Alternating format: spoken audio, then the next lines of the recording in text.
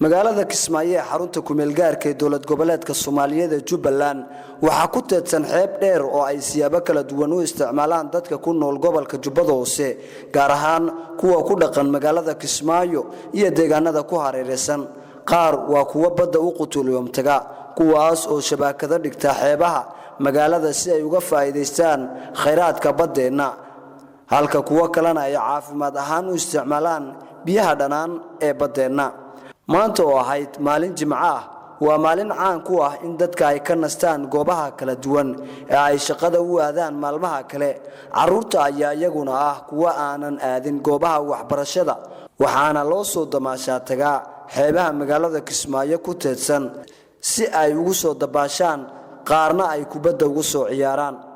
TV-ga dowladda Jubbaland ayaa maanta waxa uu kurgalay qaabka loogu damaashaa tago maalmaha fasaxa lagu jiro sida maalinta Khamiista iyo Jimcaha xeebaha waaweyn ee magaalada ku yaala sida xeebta Liido oo ah xeebta ugu weyn magaalada iyo xeebta loo yaqaan ceel caafimaad ugu horeyn waxay indhahaygu qabanayeen dad aad u fara badan oo isugu jiray dad waaweyn oo rag iyo haweenba leh dhalinyaro iyo waliba caruur tiro badan oo dhammaantood ku damaashaadaya xeebaha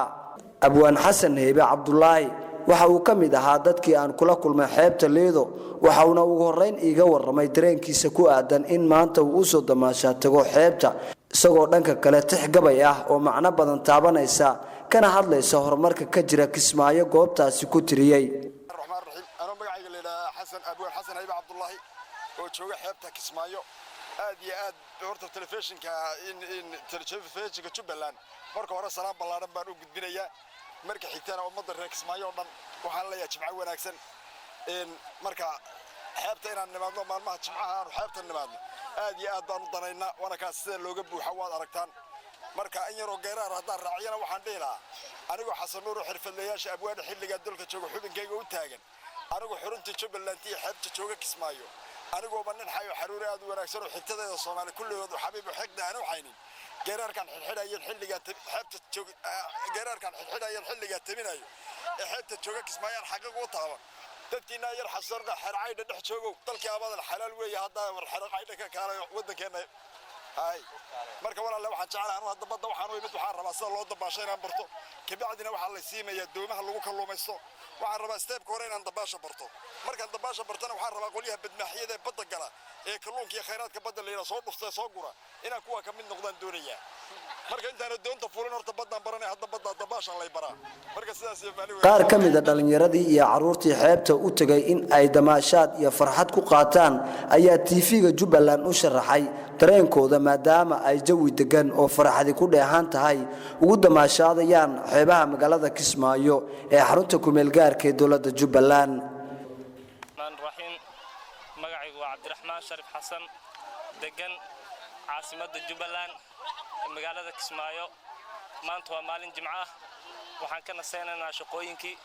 waxaan u soo damaashaa tagnay xeebta magaalada Kismaayo. Assalaamu alaykum warahmatullahi wabarakatuh. Waxaan salaamayaa dhammaan muslimiinta meel walba ay joogaan maanta ee farxad tahay maalin jimco ah shaqooyinka xiran wax goobta waxbarashada iyo kulli xiran waxaan la damaashaadayaa saaxiibadeyda walaalahayga kulli inta isku iskuulnahay inta isku dugsinay ma sha Allah daahir macallimo waxaan ku dhaqanayaa degmada Kismaayo xarunta gobolka Jubbada Hoose maanta waxaan damaashaad soo aaday xeebta Liido ee magaalada Kismaayo. Bismillahir Rahmaanir Rahiim magacaygu waa Umar Maxamed Hussein